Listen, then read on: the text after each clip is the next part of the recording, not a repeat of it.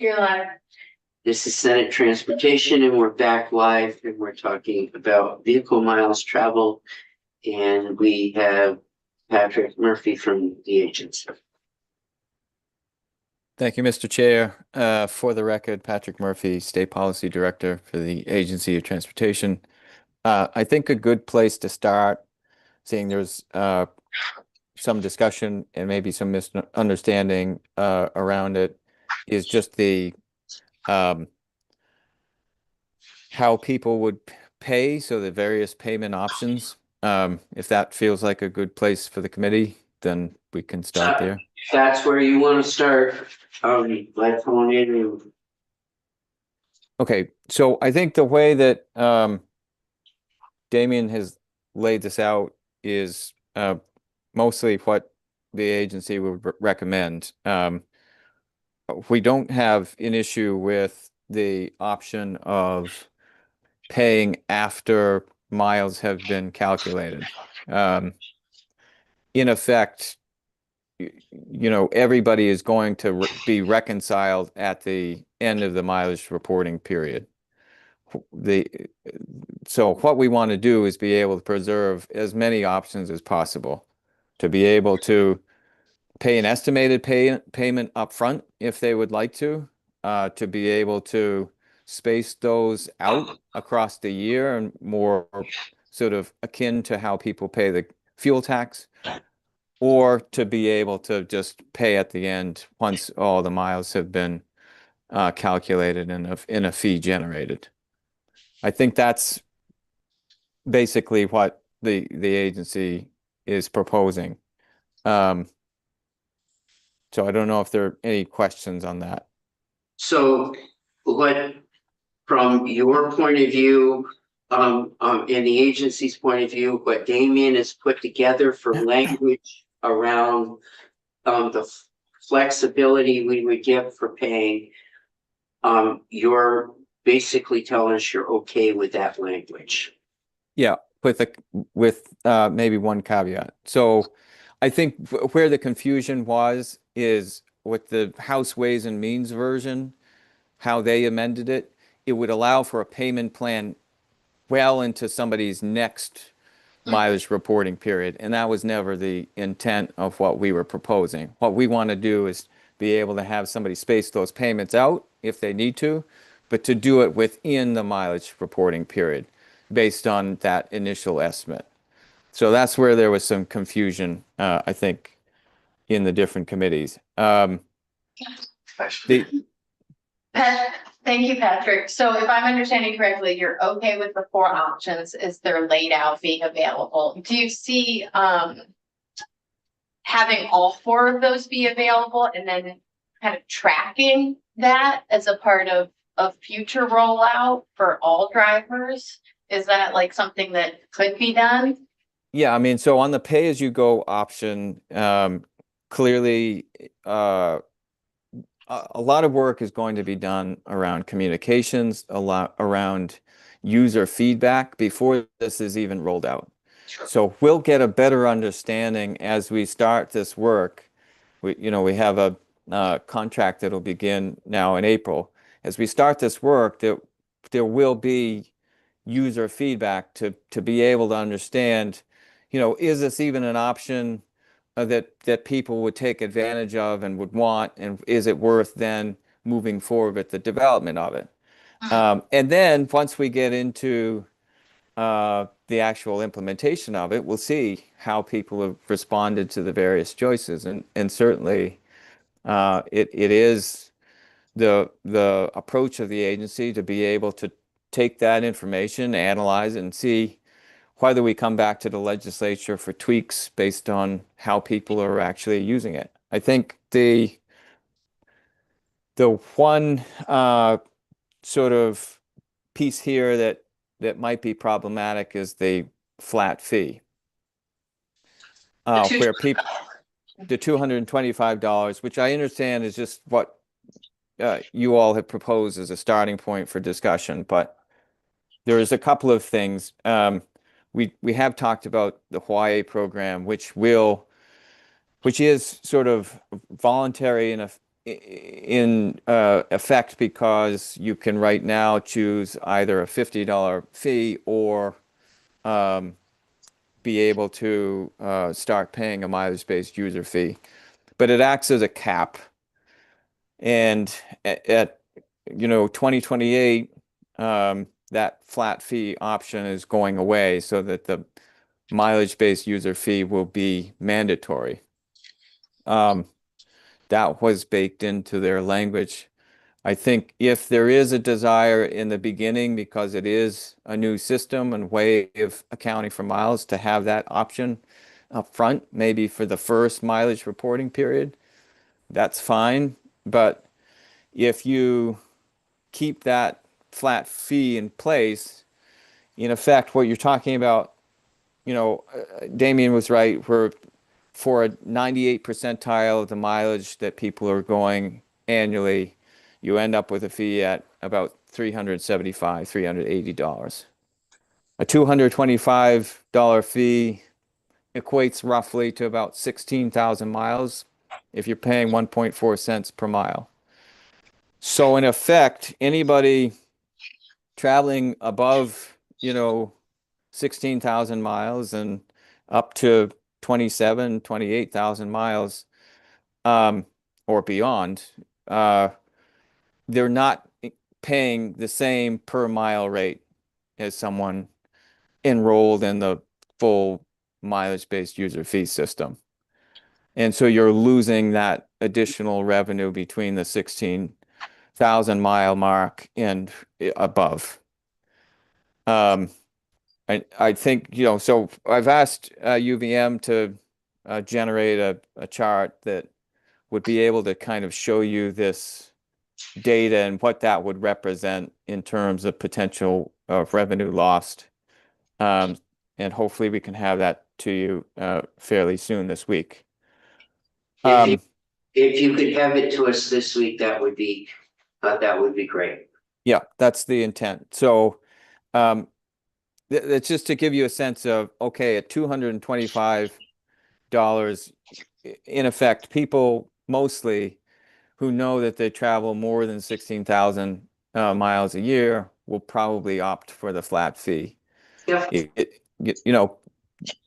Human behavior can't be predictable, so who knows how people actually do it. But you have to sort of expect that there will be a significant revenue loss over time if that's kept in place.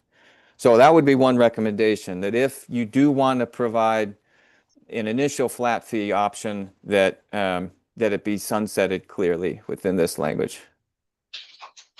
Yeah, go ahead. But that assumes that all of those miles are being traveled in Vermont. Right. It's, I don't know, that's hard to do. That's a lot of miles in Vermont. So. Go ahead. So I'm unclear about the department's agency's position on the first one, the annual payment, because you said you did like what the Ways and Means amendment was, but I understand this option A at the top of page 5 is the same as what Ways and Means proposed. Which you do an annual payment at the end, you have 45 days to pay it. So you're okay with giving people 45 days after the end of the year to pay what the total mileage is, or you're not? So what has to be done is that the reconciliation has to happen at the point of registration. The Ways and Means version allowed for somebody to pay this, their exact amount as far as a year later. If they were, the language they had drafted allowed for you to not only pay starting once a mileage reporting period had closed, but also then to have the monthly and quarterly payment option that would allow you to extend that payment over the following year. And so then it makes compliance harder because you're not reconciling before registration renewal. Yeah. That they allowed us to extend a whole year. I thought it was the same as this, which is just 40. No. Okay. So this is the language in effect that we had wanted for the. I would just, around the table, we're fine with getting rid of paying a year after. We're fine with getting rid of that, But that- paying a year after, Yeah, so that we pay either forward or as you go. They have Right. 45 You days. should still pay it back, but you only have to you have to pay the whole thing within 45 days. yeah, within 45 days. But he's talking about you would have a payment system for the year before, Right. after the true up that went out a year. Okay, The Ways and Means proposal gave them a year instead of 45 days or up to. okay, okay. Right. Sorry, I was late. Oh. Okay. No, I need it. I agree. Okay, good. So, And the thing is, is if you want to pay it monthly, you just pay it in monthly in advance. That's right. And then you have effectively you accept that, for that first year, you're only able to work off of an average payment. But once more data is into the system, you'll be able to have sort of assistance from the prior year understanding what your actual mileage is. So you'll be able to see that within My DMV and be able to make a decision based on that.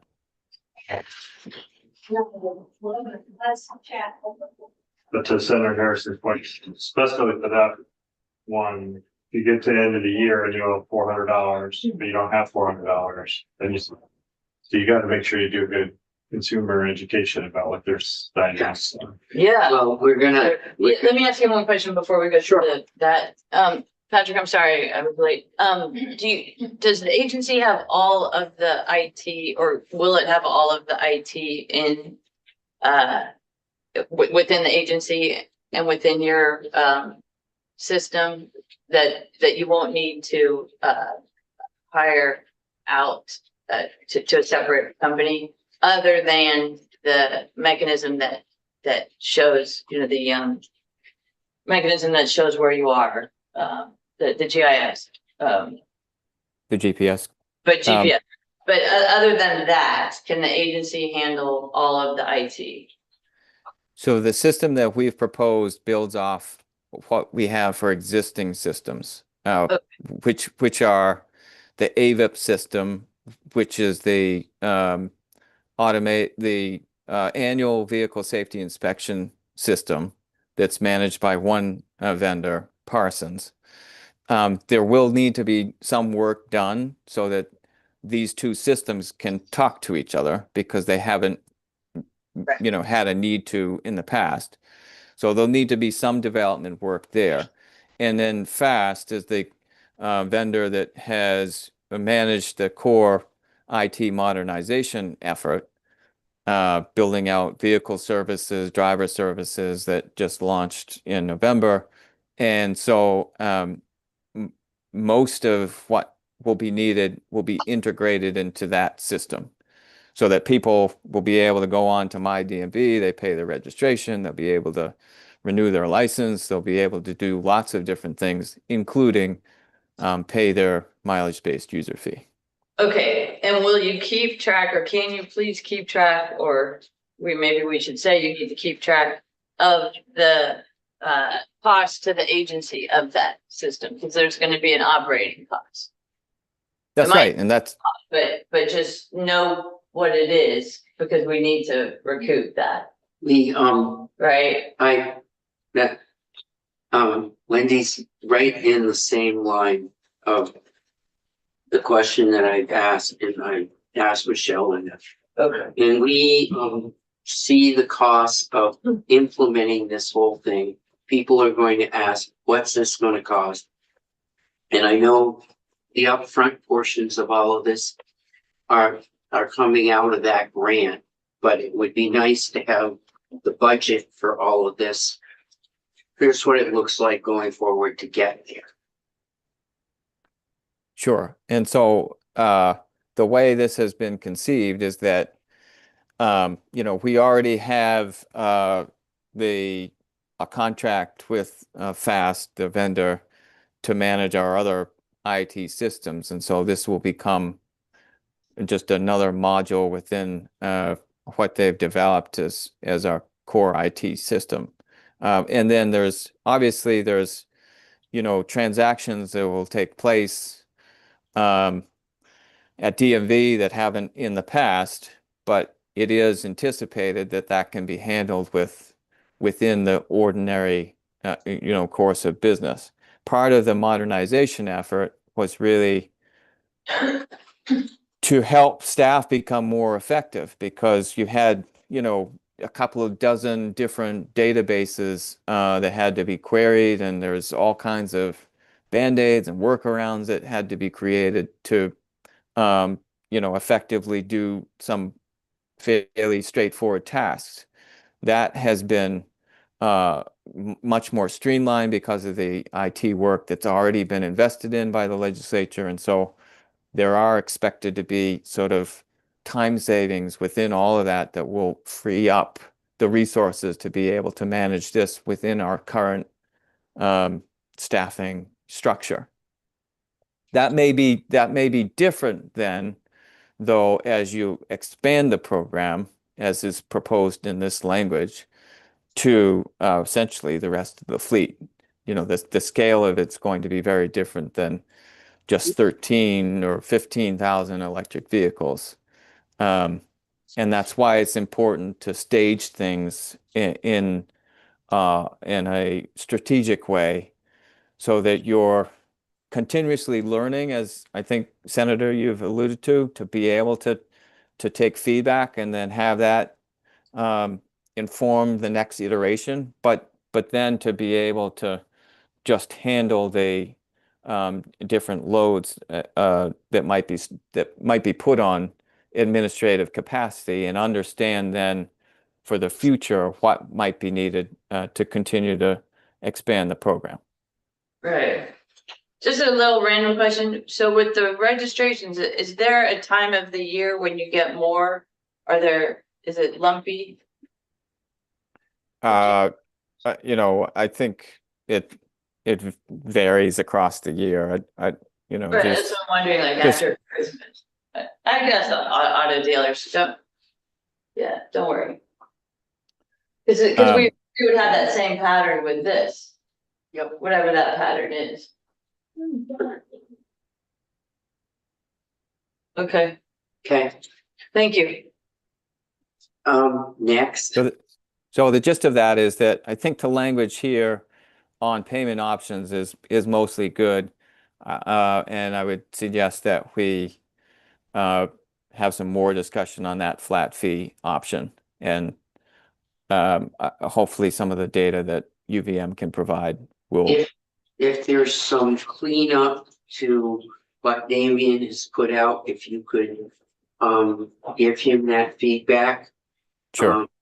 And the question that will be held open around that will be the flat fee, and we'll look for the UVM information, and we'll decide whether or not we want a flat fee or not. Yep.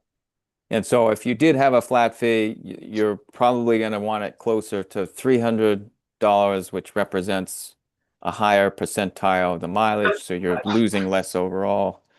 We'll look for your feedback on it. Yep. Okay. Because we already know how to lose revenue, right? Yes, we don't We want don't to need to lose. practice on that. I missed that. I'm sorry. Oh, sorry, it was. Well, I'm going to quote Senator Starr, who is gone from this place. He always used to say about the same, we know how to buy high and sell low. No, fair enough. I like to avoid that. So I know there were some questions around. Can I ask a question, because it's Sure. looming at the table? What should we and where in this document should we talk about outreach? And we know that that you think outreach is important, but how can we incorporate that into this document? Not only just for us, but the public is going to ask that, and our colleagues in the Senate are gonna say, what are you doing to make sure people understand? Yeah, so I think it probably should appear in two places. And I would just note that as maybe Senator Harrison had said, there is within the grant, a substantial portion of our budget dedicated to it. And so there will be that piece, not only sort of general communication with the public, but also targeted outreach to the subject vehicle owners. And, in addition to some solicitation for feedback on the various options as it's being developed, so that it is so that there is some user-driven, user-focused to the design of all of this. So that's an important piece. And if you want to call that out specifically, I can work with Damien on where that might happen, but you would want it in the implementation section for the 2027 implementation. Beyond that, I think you want, if you're going to keep some of this language in for a report back or reports back to the legislature, you'd want to have that called out as well. In, understanding that the initial implementation is funded with this federal grant. If you want robust outreach, which is necessary to expand this beyond electric vehicles, which is not being currently proposed by the administration, there would need to be funding to do that, right? And funding also to do the development work. So I think an important part of reporting back to the legislature would also be, how do we account for those additional implementation costs and the outreach that would be necessary to do it?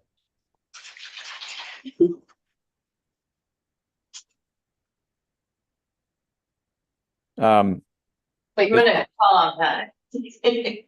What? No, No, go I ahead. think you would. I'll yeah. wait till he looks. Oh, okay. Go ahead. No, we were both. Yeah. Go ahead. Whichever one of you Well, wants to go. So it just, okay, so I'll start. This is 8 months away. That's a very short time in our world. So there needs to be outreach now and receiving feedback now. I mean, and it needs to be not just our standard, here's a meeting that we advertise on Facebook. I mean, we need to actually reach out, and I would think the agency has the ability to reach out to EV registered owners, right? I mean, you know who they are. So you could really do some good targeted, and maybe you already have messaging, but I think there needs to be multiple messages telling them this is what we're planning, and I do think we should consider having it be voluntary in 2027, just because it's so soon. Yeah. I mean, we've been working on this, y'all have been working on this for years. And the public, just to have the public say, okay, guess what? Oh, I mean, I said this at the beginning of last year. I was the only candidate, I believe, in the entire state that ran on the idea of, like, I talked about it at forums, moving to an MBUF and getting rid of the gas tax. That was a campaign messaging point to me. And people came up with handmade signs saying against that specific thing that I mentioned in a couple of forums. Like, Okay. there is going Yeah. to be backlash to this long ranging. So I Right. completely agree. Right, so I think we need to do something now. We can't do it now because we don't know what it is. Well, at least let people know that we're thinking about this and ask some questions But we can about people, from owners of the vehicles that would be part of this in 2027. We should have Drive Electric Vermont come in and talk about like what their Right. network of drivers that they can tap into. Or can I ask a question? I'm jumping in, Patrick, but staying Yeah, go ahead. on It's this, okay. is the agency concerned about the date? Like, What are you, June. what do you have planned between now and implementation? And what if it was July 27 and not January 1st, 27? So a couple of things. One, we were just able to finalize the contract with our vendor to be able to guarantee delivery of this system by January 2027, which is the, direction that we had from the legislature. The federal grant is also, something that we proposed within our grant application, and that was of most interest to Federal Highways Administration, is that we'd be implementing the first mandatory program in the country for electric vehicles by this date. So that is the expectation, that we would be delivering that kind of a system. There have been all kinds of other pilots, and what we've learned from the various pilots is that voluntary systems don't quite fit the bill, that you don't get the participation that you really need for this to be able to work. And that's why you've seen from various states some of the struggles they've had to make the financials work on it, not just because they've had higher administrative costs because of the third-party account managers that they've sought for some of the more technology-heavy devices that report mileage to the state, but also because these all have been voluntary programs with very low participation.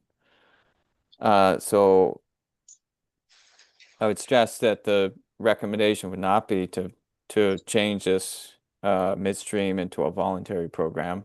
So And that, Patrick, two questions. Did we commit in the grant to a January 1st implementation date? yes, We did. So we would violate the agreement with the feds. Second question, what are we doing to get people ready for this for implementation? What outreach do we have planned between now and January?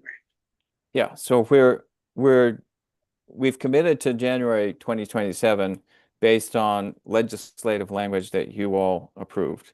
We don't right now have a legislative language approved for January 2027.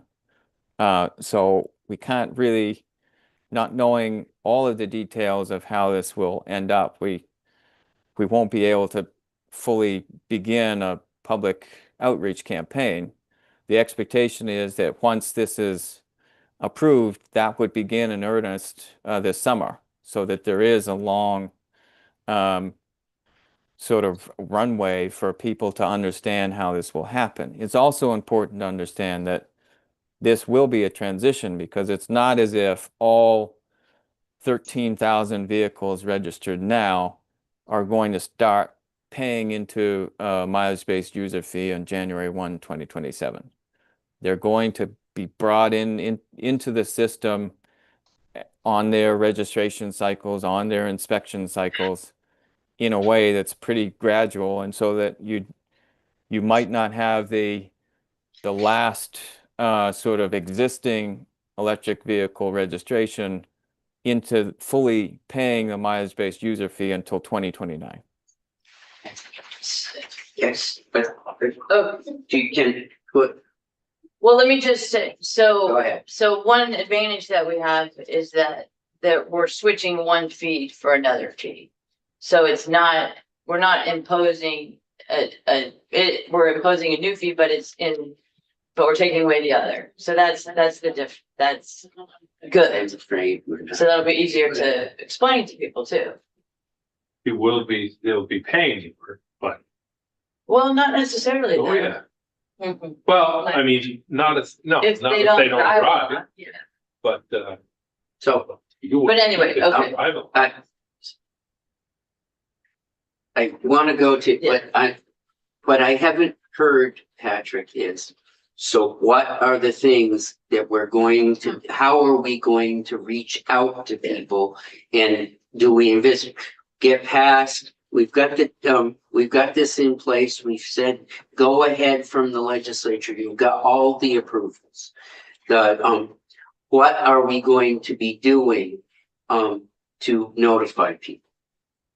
Yeah, so like I said, there'll be general outreach to the public about, why we're doing this and the overall understanding, building awareness of what's going on with the transportation fund. But then there will be targeted outreach to electric vehicle owners. There'll be, the ability for people to go and, type in their mileage and see what their estimated payments might be. There's going to be a range of different outreach options. We haven't, finalized the contract for that a bit of work, but because we first had to nail down with our own technology vendors how much everything will cost. But that's going to happen over the next couple of months, so that once there is a bill that's approved, then we'll be able to begin that work later this summer and have, a 6-month period of outreach, both targeted to the actual vehicle owners, but also for the general public.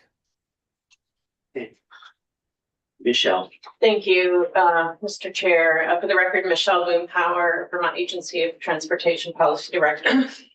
So I think it's incredibly important, and it's come up a number of times, to understand that we do have the names and addresses of every vehicle owner who has an EV who will be immediately impacted by this. And so in addition to broad public outreach for people who might be considering an EV and that sort of thing, we're going to be working very closely with those EV owners.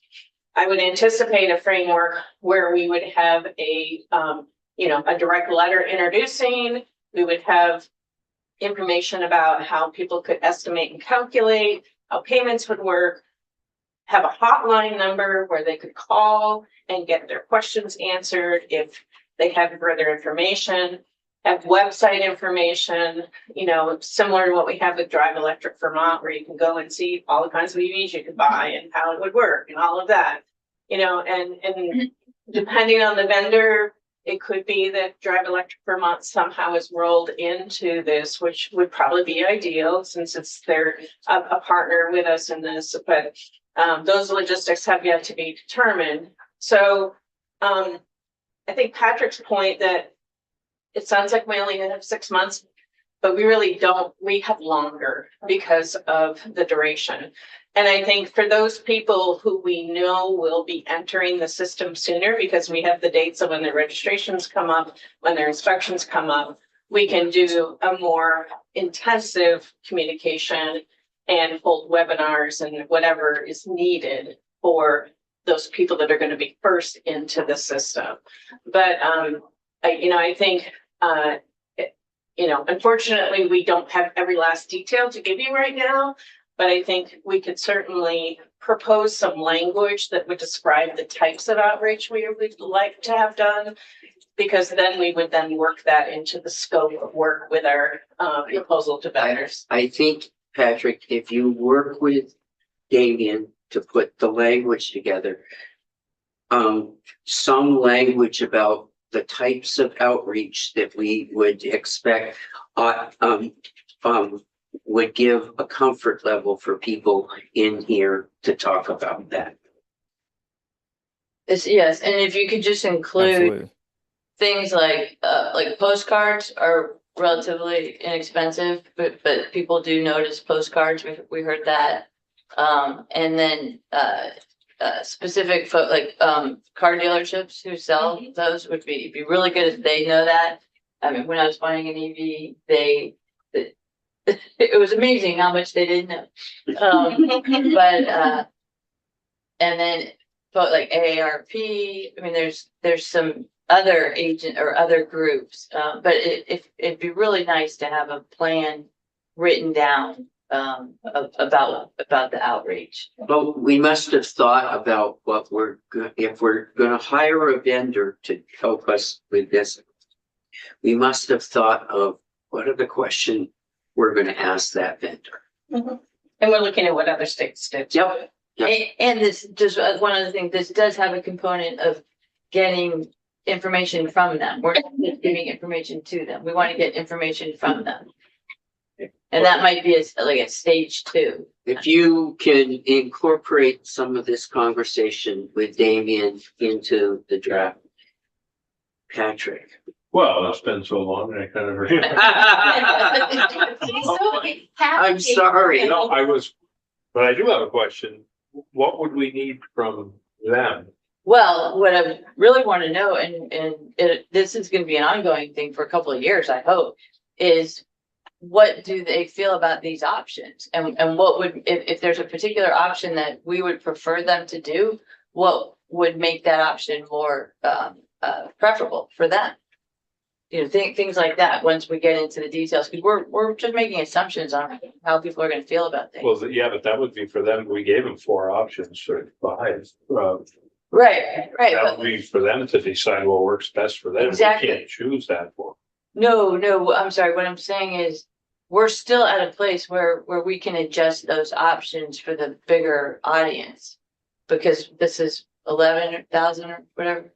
You know, this is a small segment of Right. of drivers, and probably drivers who are pretty attuned to their car, you know, like you are. So, what, right? Although you're attuned to your car too, but we should get as much information as we can from them early so that we have fewer issues when we take it off, or take it to the big group. Yeah.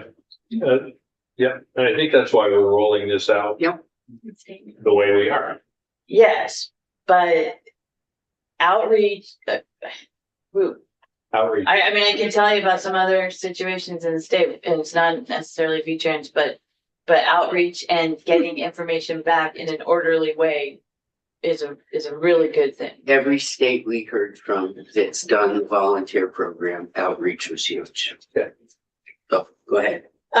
So what I just wanted to emphasize, I think you're right, Senator, Harrison, excuse me. You two ladies right there for me.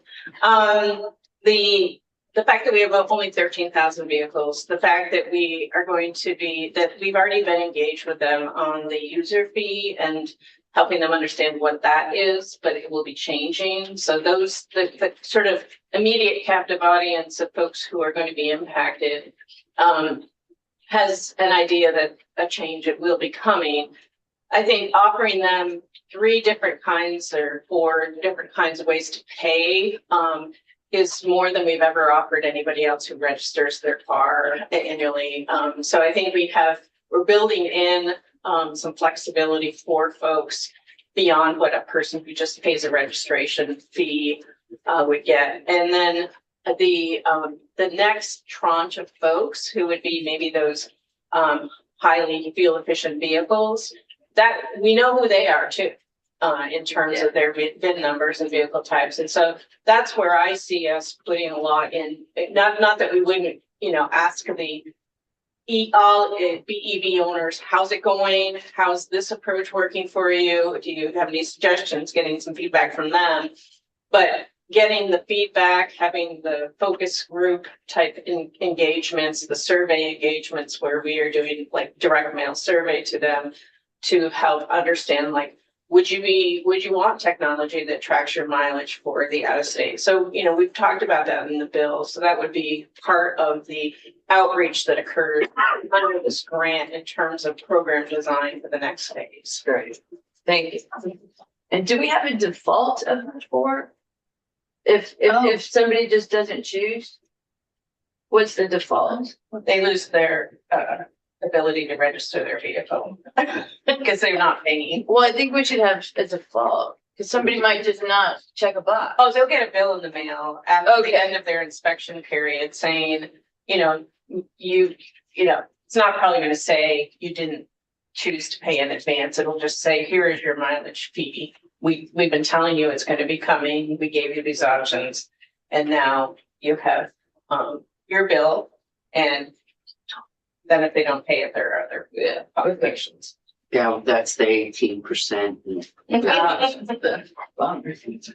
And here's how you might want to pay next year. Yeah. Yeah, options. do you, are your questions? Yeah, did you get your? question? Yeah, that's, I was worried about pushing back the implementation date, and I think we've kind of heard the reasons why that's not a good Yeah. idea. Other areas, Patrick, I think I think you and Damien have a little bit of what the committee's thinking on outreach, so, other, And just to sort of wrap that piece up, there's also built into the grant program evaluation work, which would include sort of post entry into the mileage-based user fee, what has been, survey work about what has been the experience of users within it. So that's, I think, what maybe Senator Harrison was getting at. So I can work with Damien on some of the language there to so, be. so just, the federal grant was how much in total?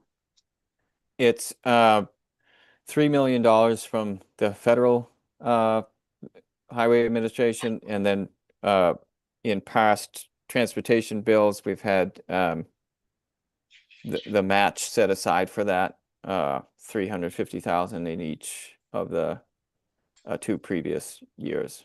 So 700,000. Yeah, and then we have just a small 50,000 in-kind match that's based on some of the analysis that has to happen. So as we implement this, we could get the budget for how that 3.7 was, is proposed to be spent. We must have a portion of that that's set out for outreach. Yes, yeah. So if we could get that, and then, a rough estimate of going further and beyond what that would look like.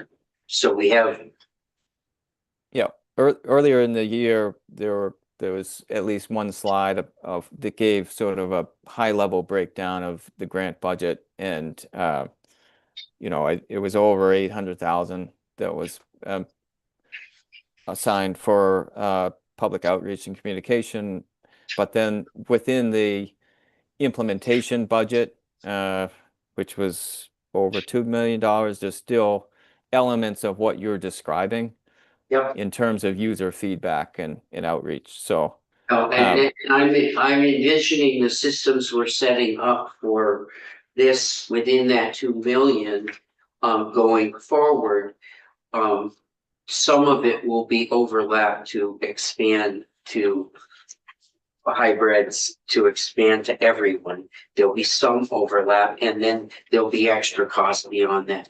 So if for we could sure, yeah. estimate of that going forward, that would be helpful. Can I ask you a few questions? I feel like we're maybe at that point. So can I let him Oh, I- see if he's got some areas, and if there's overlap, you're in, and then we'll get to your questions. I want everybody to be heard here. Next area, Patrick. Yeah, so I think maybe the biggest thing that we should get to before there's any sort of break is the actual transition from the EV infrastructure fee to the mileage-based user fee. Because when this was first conceived, it was not known at the time that our IT vendor would not be able to sort of look back at prior inspection data to be able to support that transition. So Tell me what page, I'm trying to follow along so I see the language. Which section of the bill is that? let me pull it up here. Or the yeah, wait, are we looking now at the MBUF language? Because I'm trying to find it in there and I'm not. I thought we were just looking at them. I think we're in the MBUF. That's what I'm in. Draft So where is it? 1.3. Yeah, so where is that? Maybe the infrastructure fee? The transition with the T-bill funds. Is that what you're talking about? No. This is the time between the T-fund getting the MBUF money and the T-fund sending it to ACCD or somewhere else? That's 20 VSA 361, which is found on or 23 VSA, sorry, 361, which is found on page 14. Okay, I'm going the wrong direction. And it's important to note that in prior legislation, we repealed subsection B of that section, which was the actual EV infrastructure fee, which left just the plug-in hybrid infrastructure fee. Okay, so you're talking about page 14, Patrick, just so I'm on the right. He's talking about the IT folks for the vendor and what they can and cannot do. So, I mean, we can talk. It's actually on page 15 of Okay. Damien's latest draft. Okay, But it follows the section that you're talking about right now, so we can kind of address that first and then move downward.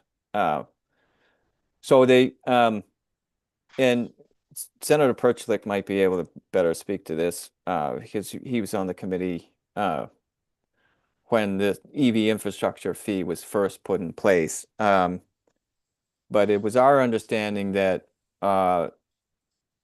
some of the construct that came about in the committee was to be able to provide some of that funding for the ACCD programs. But that, as we understood it, the intent was eventually that, you know, that infrastructure fee both for, well, the infrastructure fee for the battery electric vehicles, that would be replaced by a mileage-based user fee, and then the remaining infrastructure fee for a plug-in hybrid would just eventually be redirected into the transportation fund. It wasn't necessarily an ongoing appropriation to the ACCD programs. But I'll leave it to, you know, folks who are actually on the committee to describe their intent. was that your intent, was short term for the program? I think that was basically, I mean, we didn't know at that point exactly what was gonna happen, but yeah, we thought until we knew more what was gonna happen, that it should still go to the EV charging stations, which was a need specifically that program, which we thought was a good program that needed funding. So yeah, I think people were not expecting that to always go to the EV infrastructure forever. So, I mean, but we at the same time, we recognize that with some of the transition, that what we've described then in the following section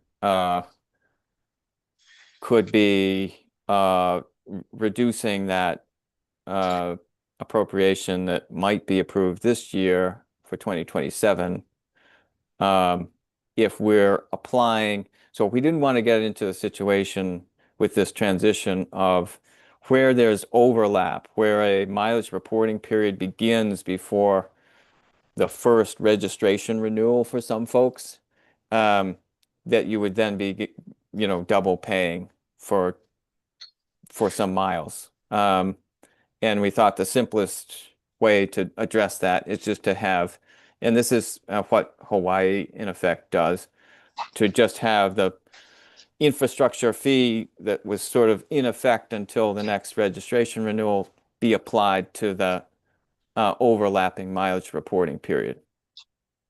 And then after that first mileage reporting period, you're starting fresh and paying, you know, that full amount based on the miles you drive. What I began to describe, so I think there does need probably to be some language in here that addresses that revenue that's expected from the EV infrastructure fee in 2026, but then gets applied to a 2027 mileage reporting period. I don't know, I don't have a sense of like how many instances of that it might happen, or the scale or scope of the amounts, but you would probably want to have some language in there that addresses that piece. Bigger discussion is for how this just transitions generally. So what I was starting to say is that it was not known when this transition was described that we would not have access within the new system to old odometer readings. That those it will only be imported to the new system starting January 1st, 2027. What that can create is are a few situations where it's hard to reconcile what should be paid at what point, because you could have, in like the most extreme cases, you could have an inspection period that begins in December of 2026 and extends then to December of 2027, but a registration period that begins January 1st or January 2027 and is a 2-year registration. So it is sort of hard to catch up. And in the flip side, you could have the registration that begins, the 2-year registration that begins in December of 2026 and an inspection period that begins, so that you have almost 2 inspection mileage reporting periods before you have your first reconciliation. To address this, I think what's simplest is to have vehicles continue to pay a flat fee until there is 1 full mileage reporting period, and then they get entered into the mileage-based user fee system where they have these variety of options. And so there's a little bit of a longer transition, but people would still, for those use cases that would be created because of the IT limitations, would have sort of a consistent standardized way of onboarding where the last So, fee paid would be still applied to the first mileage reporting period. so what you're envisioning is they pay the $89 and then they get credited on their mileage-based system going forward. That's right. If their reporting period overlaps with that $89 in effect registration surcharge. And how would that create a tail that goes out for the full year? I mean, it's yeah, it could.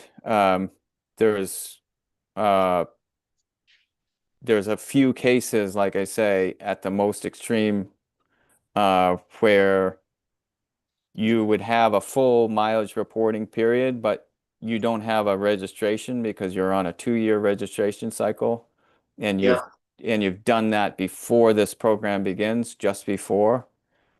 You could have a situation where you have a full mileage reporting period and no way to sort of reconcile it before you begin the next mileage reporting period So. and have another 11 months of that. So would there be, so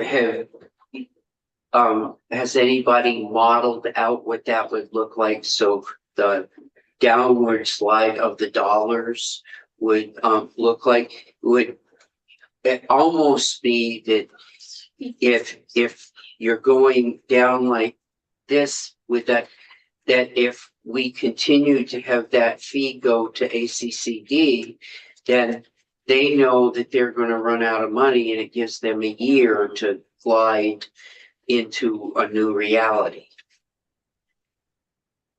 Yeah, I mean, you could structure it in different ways, but that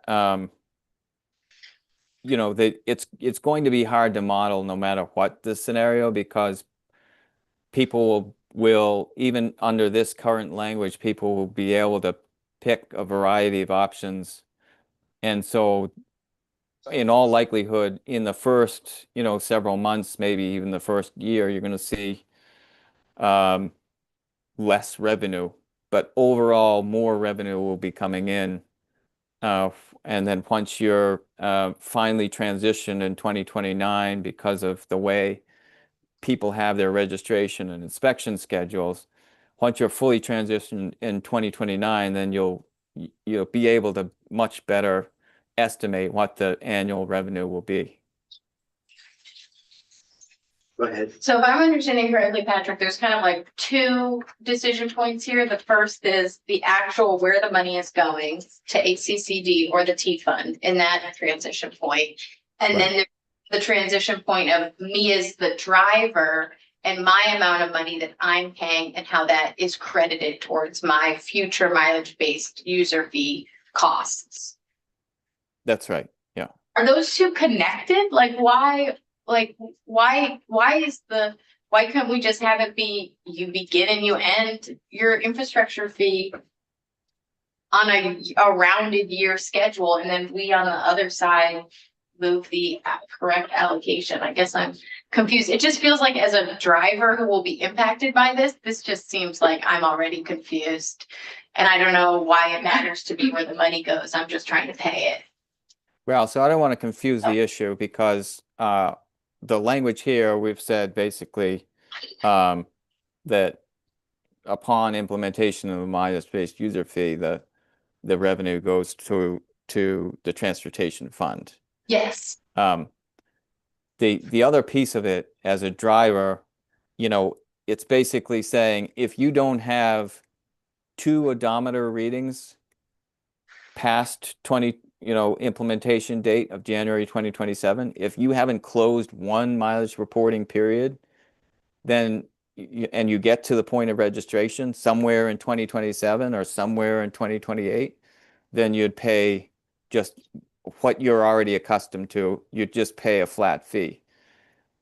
Then once you now have 2 odometer readings, now you would be onboarded into the mileage-based user fee, and you'd begin paying in that way. And if I had paid the fee in advance, or I had paid the whatever, $159 or $89, that would go towards, if I then got that odometer reading, and then it was $87 worth of cost, I would have a credit of $2. Yeah. So but that's only in this. That's only in the it's only in the circumstance of, and that language is laid out in here. It's only in the circumstance of where you have a mileage reporting period that's begun before your registration renewal. Yes. Okay. And that's gonna be like, I did 2-year registration. So I am the example of this. Like, we register far in advance. So I think my preference would be, if I was in this situation, I'd say, well, then I'd like to pay the flat fee and you take off the whatever amount, the 89 I get, that I would put it towards that. Maybe I'm overthinking this, but. Go ahead.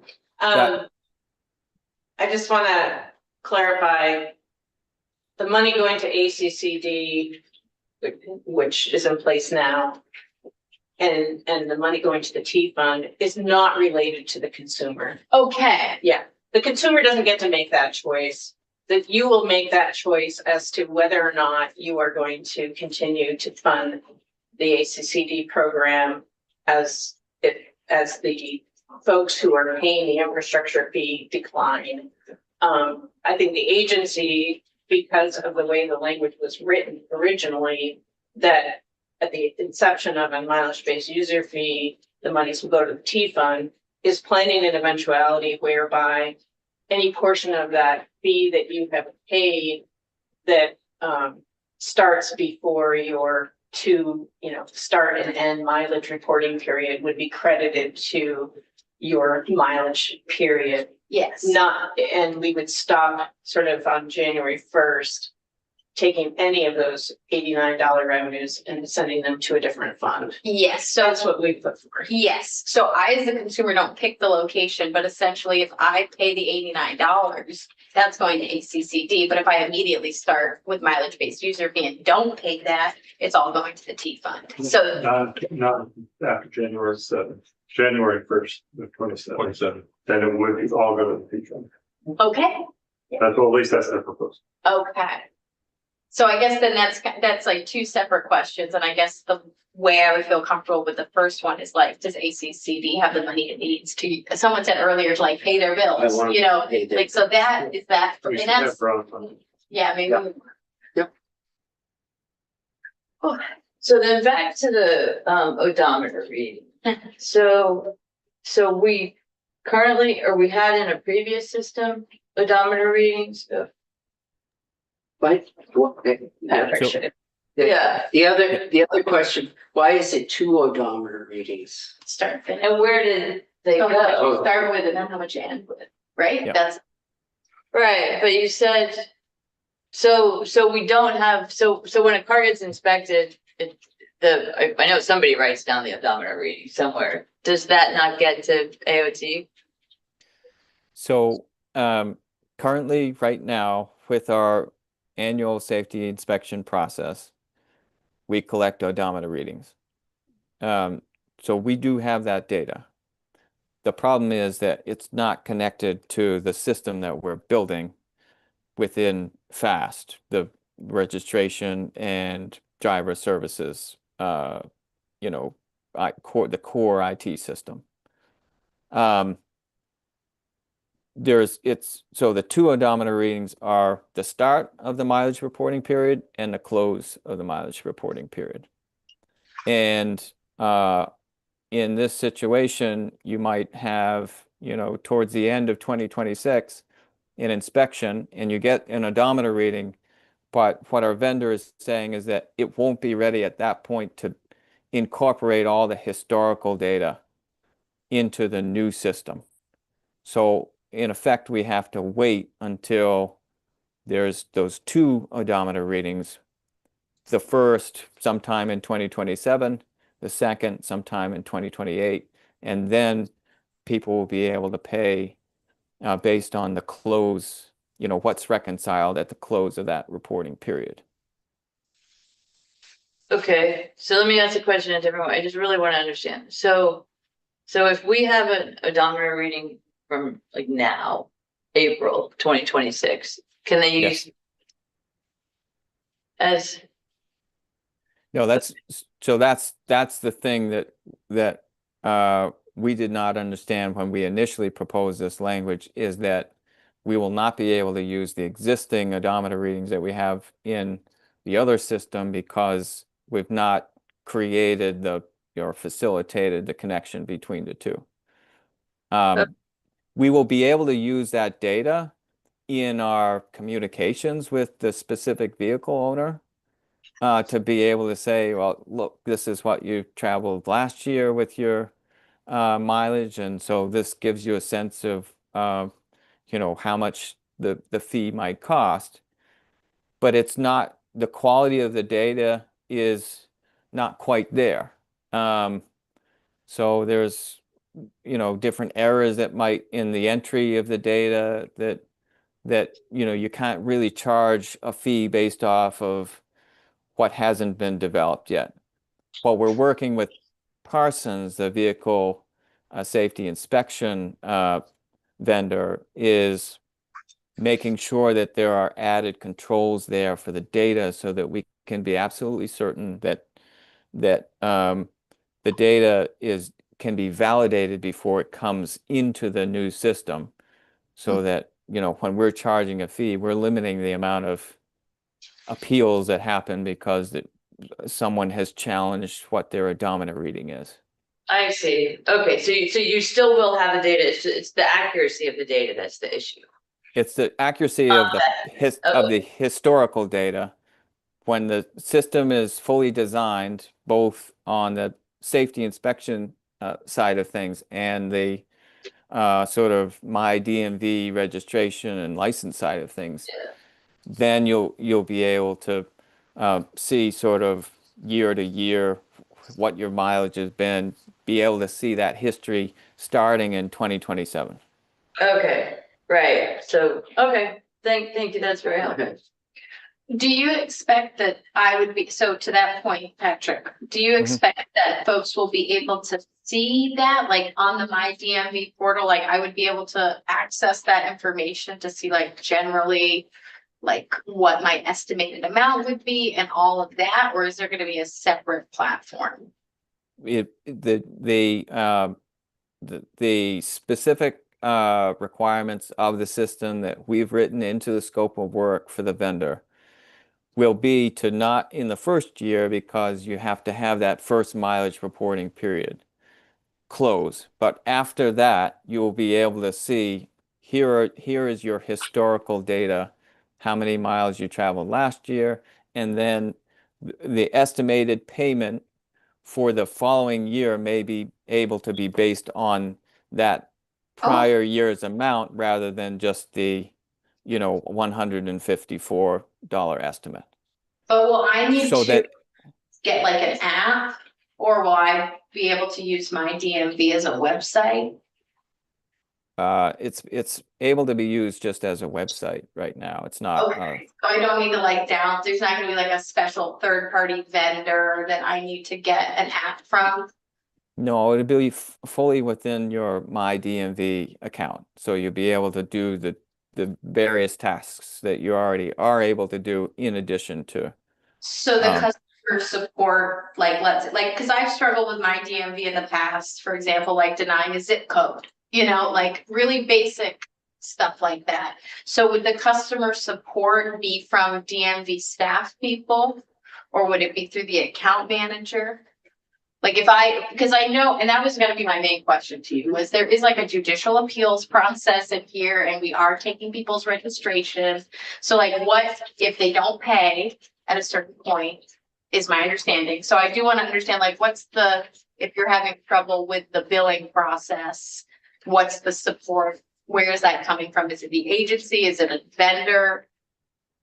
So I believe it's from the Department of Okay. Motor Vehicles, which might have support from their vendor. I would have to check in with DMV staff on that.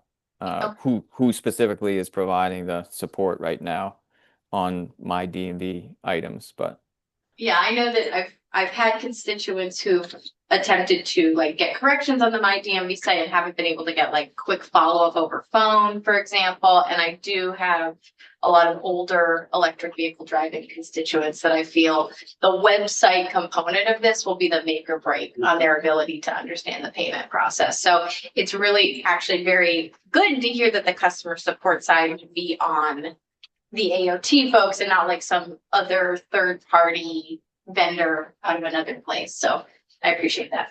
So Patrick, basically, I don't hear you saying lots of changes to that section.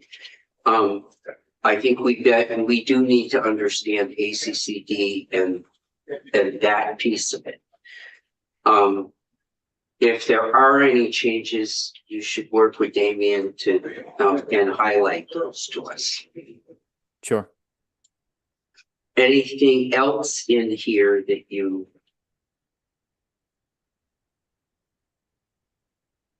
I mean, so I would just say on the broader intent language in the latter sections of the bill, Yeah. where there's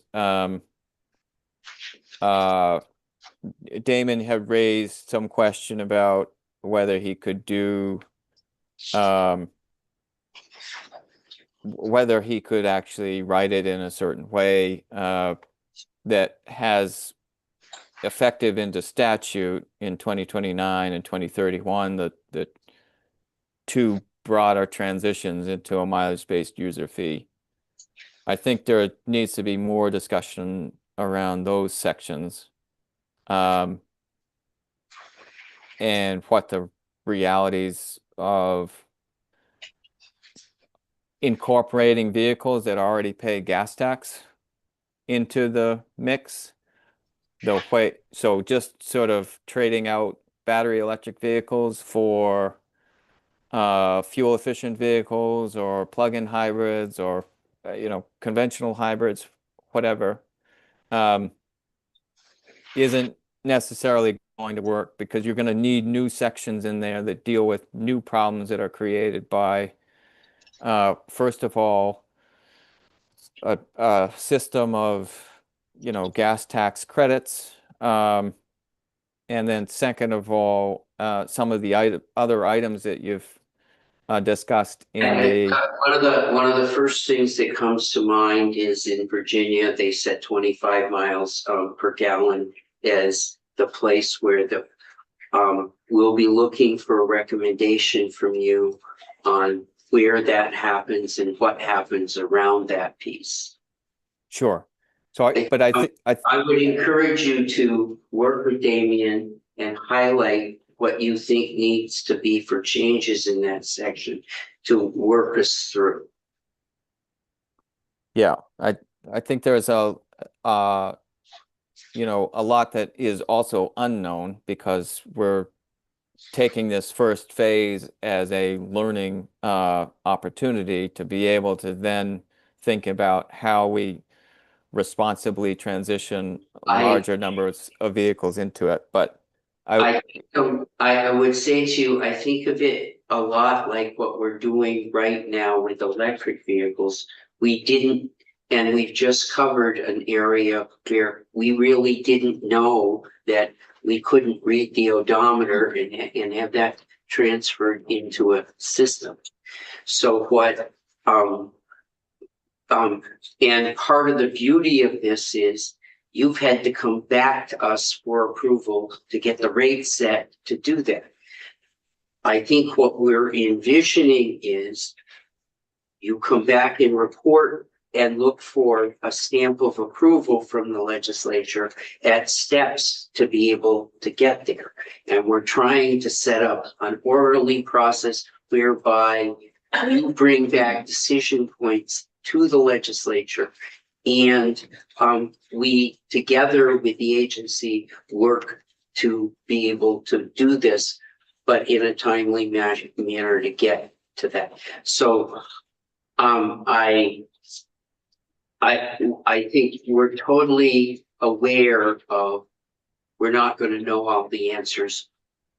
Bring back as we move forward at the steps, bring this back so we can help work through it with the agency.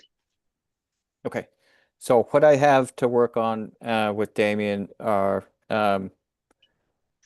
some, well, more broadly with UVM and others, the flat fee on the payment options. The transition from an EV infrastructure fee to the mileage-based user fee. There's the public outreach sections in a couple of different places to work on some more specifics there. And then I think what I'm saying is these sort of latter sections that I've just had a chance to look at this morning we need to talk through a little bit more, and there are some dates that it's not a big deal. We need to change some of those around, but sort of the bigger picture of where this is headed, I think we need to have some more discussion on that too. Yep, and if you could work with Damien and bring those changes in, I think it's important for us to talk about if someone's paying the gas tax, the reason part of the reason we can't move 100% to this is we have out-of-state drivers here that are paying if I get the number right, 28% of the gas tax, which is a pretty significant piece. We keep that in. You know, the Virginia model had that 25 miles per gallon. I think that's a question that UVM could be helpful with. Is that the right place to set a boundary? So, I mean, 25 miles to gallon, the mileage-based user fee rate that UVM had proposed, and that it seems agreeable to the committee is 1.4 cents, and that's based on what the average vehicles paying in this current fleet, with an average of about 23 miles to the gallon. Then, So if- you have, in effect, vehicles around 23 miles to the gallon are paying in fuel taxes the equivalent of about 1.4 cents per mile. And okay, what I understand the committee's intent is to get more vehicles paying closer to that average. yep, And so in effect, you've got a range of vehicles lower than 23 miles to the gallon, or they're paying higher amounts on a per mile basis. And then anything above, 23 miles to the gallon are starting to pay more than or pay less than 1.4 cents per mile. So it's all of those vehicles above 25 is probably a reasonable number given where we're expecting to be by the time this is implemented in Oh. terms of an overall fleet-wide average. well, that brings up the question, should the language really be in here that the calculation for the 1.4 cents should track with where you set that mileage? And is that possible within the language to do? Do you know what I'm saying, Michelle? Yeah, I know what you're saying. I think with the information we have now, that tracks appropriately for the outside of the program. I think what Patrick is alluding to is that 2 years from now, 1.4 may not be the number, 25 miles per gallon as a fleet average may not be the number. So there may need to, and if we don't have an inflator till later on, you may want to consider, do we make an adjustment? Am I correct in that assumption, Patrick? I think, you with this program, you have to start somewhere. And so starting now at the 23 miles to the gallon, essentially the 1.4 cents per mile makes sense. And any other, vehicles that you incorporate into the system later on, you want to still incorporate into the system at that rate. Well, Then, actually, Patrick, in theory, what we're trying to do is at 1.4 cents, match the average miles traveled in that. right. So maybe instead of 23 or 25 or we set the 1.4 now for the start, but somehow in the language say what our goal is to match those averages that match the cost. And is there a way to write that kind of language? Well, the change to a rate over time is written in there as the 2032 language, where once all vehicles or most vehicles,